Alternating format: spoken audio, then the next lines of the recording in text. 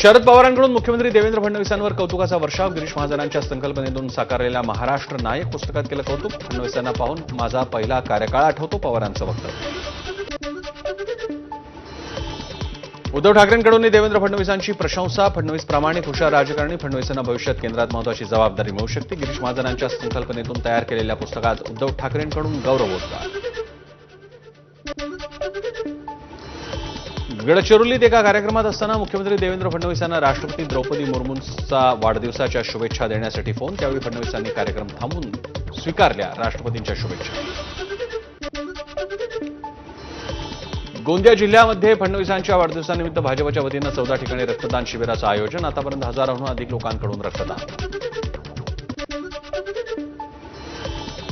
अजित पवारांच्या सासरवाडीत पुन्हा झळकले भावी मुख्यमंत्री म्हणून बॅनर. अजितदादांना जन्मदिनाच्या शुभेच्छा देणाऱ्या बॅनरवर भावी मुख्यमंत्री म्हणून उल्लेख. धाराशिवकरांचे अजित पवारांवरील जावई प्रेम संवाद. अजित पवारांच्या वाढदिवसानिमित्त पत्नी सुनेत्रा पवार यांचं भावनिक पत्र. नेतृत्व जे कृतीतून सिद्ध होतं, तुमचं नेतृत्व संकटात मार्ग दाखवतं, अशा आशयाचं पत्र. कृषीमंत्री माणिकराव कोकाटे यांच्या मतदारसंघात वाढदिवसानिमित्त अजित पवार दादांच्या फोटोचे फार्म आर्ट. सिन्नरमध्ये 4,42,900 स्क्वेअर फुटात साकारलं फार्म आर्ट. ठाण्यात मुख्यमंत्री देवेंद्र फडणवीस आणि उपमुख्यमंत्री अजित पवार यांच्या वाढदिवसानिमित्त एकत्र झळकला बॅनर. ऑनलाईन रमी कधीही खेळलो नाही, रमी खेळताही येत नाही. आरोपांवर कृषीमंत्री माणिकराव कोकाटे यांची प्रतिक्रिया. कोणतंही अकाउंट रमी अॅपशी जोडलेलं नाही, मोबाईलमध्ये अॅप देखील नाही. कोकाटे यांचं स्पष्टीकरण.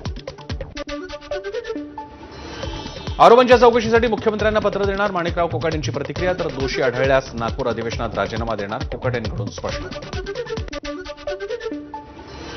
रमी प्रकरणावरून माझी बदनामी करणाऱ्यांना कोर्टात खेचणार. विरोधकांनी रमीवरून केलेल्या टीकांवर कृषीमंत्री कोकाटे यांची प्रतिक्रिया.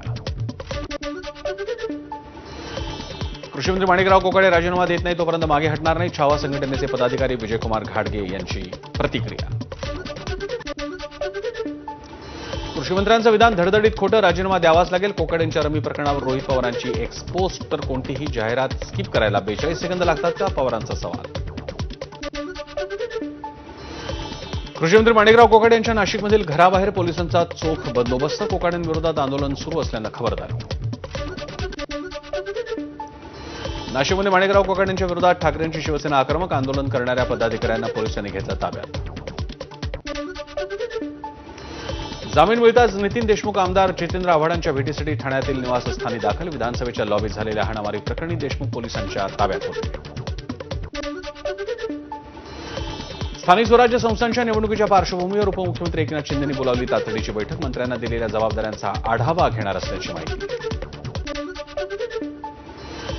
चंद्रपूर जिल्हा मध्यवर्ती बँकेच्या अध्यक्षपदी रवींद्र शिंदे तर उपाध्यक्षपदी संजय डोंगरे यांची निवड. मवियाचा कोणताही उमेदवार नसल्यानं अध्यक्ष आणि उपाध्यक्षपदाची बिनविरोध निवड. मराठी पाट्या न लावणाऱ्या दुकानदारांना मुंबई महापालिकेची नोटीस. शहरातील 3040 दुकानदारांना नोटीस देत कारवाईचा दिला इशारा. सर्वोच्च न्यायालयाच्या निर्देशानंतर दुकान आणि आस्थापनांवर मराठी पाट्या लावणं बंधनकारक. स्वच्छता रँकिंगमध्ये नागपूरचा 27वा क्रमांक. नागपूर महापालिका खडबडून जागी. घरोघरी जाऊन कचरा संकलन करणाऱ्या वाहनांची पाहणी करत विशेष पथक स्थापन. नाशिकमध्ये राज्य परिवहन महामंडळाला 3,30,00,000चं उत्पन्न. आषाढी वारीत 1,34,000 भाविकांचा एसटीनं पंढरपूर प्रवास. जुलैमध्ये 226 बसच्या तब्बल 1,677 फेऱ्या पूर्ण. रायगड, रत्नागिरी आणि सिंधुदुर्ग जिल्ह्यांना पुढील 24 तासांसाठी पावसाचा ऑरेंज अलर्ट. तर सातारा आणि कोल्हापूर घाट भागात पावसाचा अंदाज. जिल्हा प्रशासनाला सतर्क राहण्याच्या सूचना. रायगडमधील पेण आणि अलिबाग तालुक्यात मुसळधार पावसाची हजेरी. पुढील 5 दिवस रायगड जिल्ह्याला ऑरेंज अलर्ट. पालघरमध्ये पावसाची संततधार. हवामान खात्याकडून पावसाचा येलो अलर्ट जारी. घाटमाथ्यावरील शेतकऱ्यांची रोप लावणी सुरू. शेतकऱ्यांमध्ये समाधानाचं वातावरण. पंढरपूरमध्ये जोरदार पावसाची हजेरी. गेल्या 2 दिवसांच्या विश्रांतीनंतर पुन्हा पाऊस पडल्यानं शेतकऱ्यांमध्ये आनंदाचं वातावरण. भंडारा जिल्ह्यात मुसळधार पावसाची हजेरी. अनेक दिवसांच्या विश्रांतीनंतर झालेल्या पावसामुळे वातावरणात गारवा.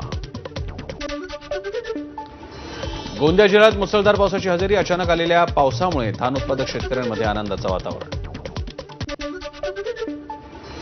लोणार सरोवरात गटाराचं पाणी गेल्यानं सरोवराची जैवविविधता धोक्यात. पाणी शुद्धीकरणाचा प्लांट अनेक दिवसांपासून बंद असल्यानं नागरिकांच्या आरोग्याला धोका. तात्काळ उपाययोजना करण्याची मागणी.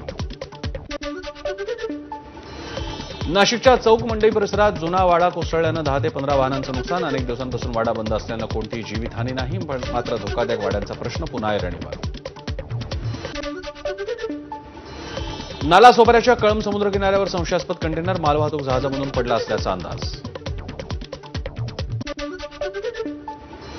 राज्यभरातील परिचारिकांच्या संपामुळे ससून रुग्णालयातील अनेक सेवा खोळंबल्या. संपामुळे नियोजित शस्त्रक्रिया लांबणीवर. प्रशासनानं खासगी वैद्यकीय महाविद्यालयांमधील परिचारिका उपलब्ध करून देण्याची मागणी. पैशाचं आमिष दाखवत धर्मांतरासाठी दबाव. सोलापुरातील कथित फादर विरोधात गुन्हा दाखल. सोलापुरात धर्मांतरासाठी दबाव टाकणाऱ्या फादरवर गुन्हा दाखल. तुमचे देव शैतान आहेत, त्यांना पाण्यात टाका, असा सुरू होता प्रचार. धर्मांतरासाठी 10,000 रुपये देण्याचा आमिषही दिल्याचा होता आरोप. एमएचटी सीईटीच्या गुणवत्ता यादीत घोटाळा झाल्याचा पालक आणि विद्यार्थ्यांचा आरोप. 10वी-12वीच्या परीक्षेत कमी गुण असलेल्या विद्यार्थ्यांना सीईटीमध्ये जास्त गुण, पैसे घेऊन विद्यार्थ्यांनी यादीत प्रवेश दिल्याचा आरोप. पुण्याच्या बुधवार पेठेत अवैधरित्या वास्तव्य करून वेश्या व्यवसाय करणाऱ्या 13 बांगलादेशी महिलांवर कारवाई. बांगलादेशात पाठवण्याची प्रक्रिया सुरू. अकोल्याच्या उच्चभ्रू वस्तीत वेश्या व्यवसाय सुरू असल्याचं उघड. 5 तरुणांना पोलिसांनी घेतलं ताब्यात, तर 3 तरुणी आणि 2 महिलांची सुटका. कल्याणच्या नांदिवली परिसरातील खासगी रुग्णालयामधील रिसेप्शनिस्ट तरुणीला परप्रांतीय तरुणाकडून बेदम मारहाण. डॉक्टरकडे एमआर बसले आहे, तुम्ही जरा थांबा, असं तरुणी म्हटल्यानंतर मारहाण. मानपाडा पोलीस ठाण्यात गुन्हा दाखल. छत्रपती संभाजीनगरच्या वैजापूर उपविभागीय अधिकारी कार्यालयात 2 गटात जोरदार हाणामारी. जमिनीच्या वादातून हाणामारी झाल्याची माहिती. सांगली बसस्थानकात एका व्यक्तीनं 2 बसवर दगडफेक करत बसच्या काचा फोडल्या. यामुळे प्रवाशांमध्ये गोंधळाचं वातावरण. संबंधित व्यक्ती माथेफिरू असल्यानं त्याविरोधात कोणतीही कारवाई नाही. तुळजापूरमध्ये बेपत्ता झालेल्या महिलेची गळा दाबून हत्या. महिलेच्या गळ्यातील दागिन्यांची चोरी करून हत्या झाल्याचं उघड.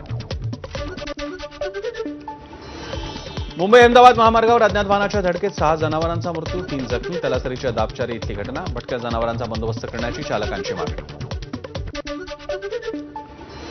वाशिम शहरातील परमेश्वराच्या पिंडीला 5,51,000च्या चलनी नोटांचा शृंगार. दर्शनासाठी भाविकांची गर्दी. धाराशिवच्या कळंबमधील संत शिरोमणी मनमथ स्वामी मंदिराचा जीर्णोद्धार आणि कलशारोहण सोहळा उत्साहात साजरा. देवी देवतांच्या मूर्तीसह भव्य शोभायात्रा. 10,000पेक्षा जास्त भाविकांनी घेतला सहभाग. संसदेच्या अधिवेशनात नवीन उपराष्ट्रपती निवडण्याची शक्यता नाही, सूत्रांची माहिती. काल जगदीप धनखड यांनी दिला होता राजीनामा. संसद भवन परिसरात विरोधकांचं आंदोलन. राहुल गांधींचा आंदोलनात सहभाग. बिहार मतदान यादीवरून विरोधक आक्रमक. भारतीय लष्कराच्या ताफ्यात प्रथमच लढाऊ अपाचे हेलिकॉप्टर्स. अमेरिकेच्या बोईंगकडून $800 दशलक्ष 6 अपाचेंची खरेदी. 3 हेलिकॉप्टर्स पहिली खेप देशात दाखल.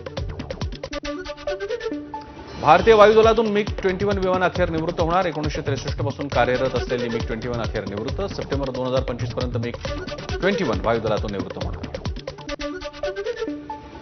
एअर इंडियाकडून सर्व बोईंग विमानांमधील इंधन नियंत्रण स्विचच्या लॉकिंग सिस्टमची तपासणी पूर्ण. तर लॉकिंग सिस्टममध्ये कोणताही दोष नसल्याचं एअर इंडियाकडून स्पष्ट.